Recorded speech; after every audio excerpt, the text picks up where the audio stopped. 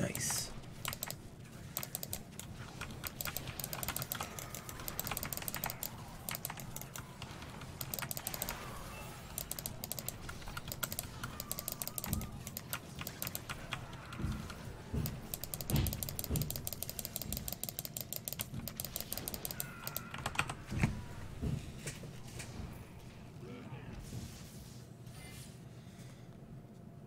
So as you can see here, very smooth build.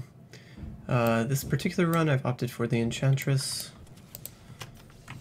and that was the first rift. Something to note here, peculiar with the attack speed with this setup, is that notice I've hired the Templar back, and if I equip a glove that has perfect attack speed, meaning I now have perfect attack speed in every slot that I would need for the build, I hit 2.07, which you would think would be above the next breakpoint up for attack speed with casting the meteors, but in actuality the sheet is just rounding this value up to 2.07, and you are just below, your actual attack speed is just below the breakpoint. So that's why we require the Enchantress if you want to go above that. It is kind of nice though if you do happen to get, if you're running solo and you happen to get an attack speed roll that's like 6 or 5%, that should be just fine. With the Enchantress, you'll be able to make up that attack speed, right? So just something to note. If you're in group, however, you won't be able to attain that. Otherwise, you know, it's not a huge deal. Just running at 2 APS, you know, is perfectly fine for this build. It feels very fluid even still. So you can see here, I have assigned my Paragon, which is about 2000 int difference. You'll see here after I remove it. I'll show the gear first. That's because I do have cold percent on one of my amulet. Basically should have lightning percent there, so it's missing. Could have been made up, right? You don't necessarily need the max AP, so I should be running more like this. Would have been a better test of things, but gives you an idea, right? But here's as it was with the run.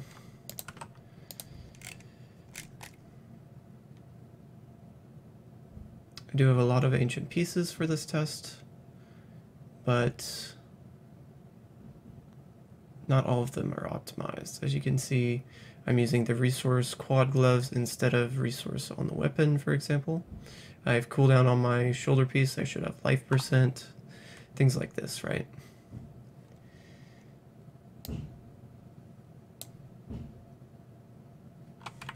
Here are the skills. Now, that's with Paragon assigned. Here's without. You see it's about 8,500, 8,000, thereabouts. So I figure it'll be about the same if I had a lightning percent crit amulet, right? Or even an int crit amulet. But yeah, that's the idea with this build. Here's the Enchantress.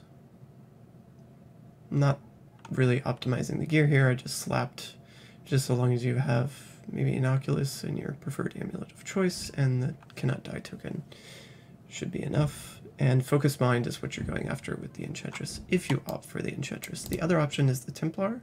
Templar would be nice because you could get Inspire, which would help with your regen. So if you're missing a resource roll, Templar might be preferred. The healing from the Templar is also very nice, so if you're having troubles learning the build, taking more damage than normal, then the Templar could be a preferred option. I do have Illusionist. Do I have... how's my Paragon? Yeah, I've got movement, so I'm just being slow.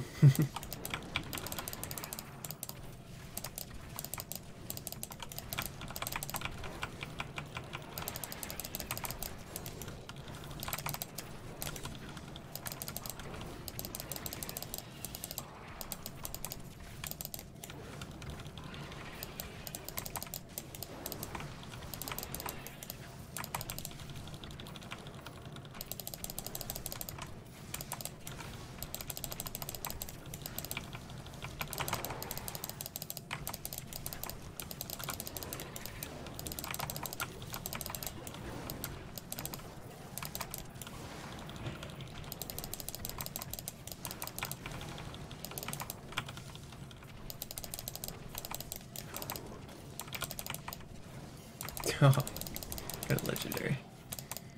Let's see what's over here. Nothing.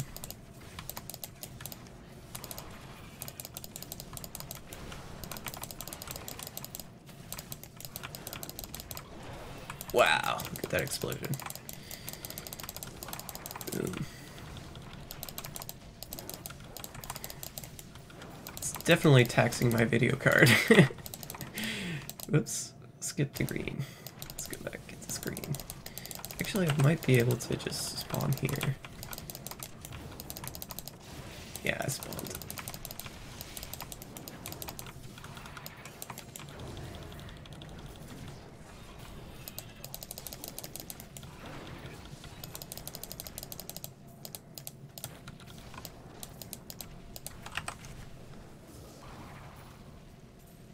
Very cool build.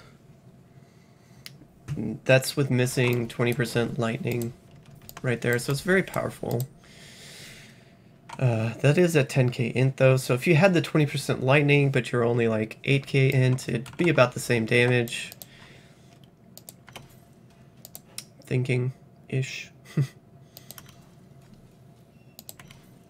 Maybe not exact, but you get the idea. Sunwuko's terrible. Alright. So I want to thank you for hanging out, checking out the Lightning Meteor build. Let's see. So this was the final. We ended up with just an overview. We're running Mistral Blaze, Chain Reaction, Thunder Crash, and Calamity for our elemental bonus. Talrasha, we have Power of the Storm, Arcanaut, Astral Presence for recovery, APOC, Topaz and Helm, a lot of resource, shoulders. Right now I'm running quad gloves, but you could put it on the weapon instead. And then you want the sources resource as well. A lot of attack speed, so both rings, gloves, and the weapon, and the chest piece. And then you want Meteor on helm and boots, with lightning on amulet bracer and the Stone of Jordan, right? And you have the sages for extra materials. You get homing pads for the easy teleport out, and then you have the Nilfers, of course, worn. In the cube, we have the Avarice Band for easy pickup, and then we're running Ranslar's Folly for the pull. You could wear or either the Nemesis or the Ranslars in this setup. It doesn't really matter, because we're not dealing damage with the Ranslars, you just want the effect. And then the Grand Viziers, of course. Since the manually casted Meteor build, we're running Boon of the Hoarder for the extra gold and mobility, and we're running Trapped for damage, and Bane of the Powerful for increased damage and toughness as well, very important. Alternate setup, you could run, instead of Audacity, so this is a melee type of build. Most of the enemies you're going to be killing are going to be right next to you, but you could run Blur instead, and then you would run Pain Enhancer instead of Bane of the Powerful. This would be, I think it would be better at High Paragon, you know, to make that swap, but you could run, if you're running like T12 or something, and you want to make that swap, you could do that as well. Overall, I've liked Bane of the Powerful a little bit more than Pain Enhancer, but then again, I do not have a leveled Pain Enhancer, so mine's only level 25. If this was like 100, the bleed damage would probably count for more, so that might make it a little bit better, but overall I liked the Bane of the Powerful for this setup. Anyway, that's an overview. Hope you liked that. Do stick around. I'll see if I can find someone to host. And have a good day.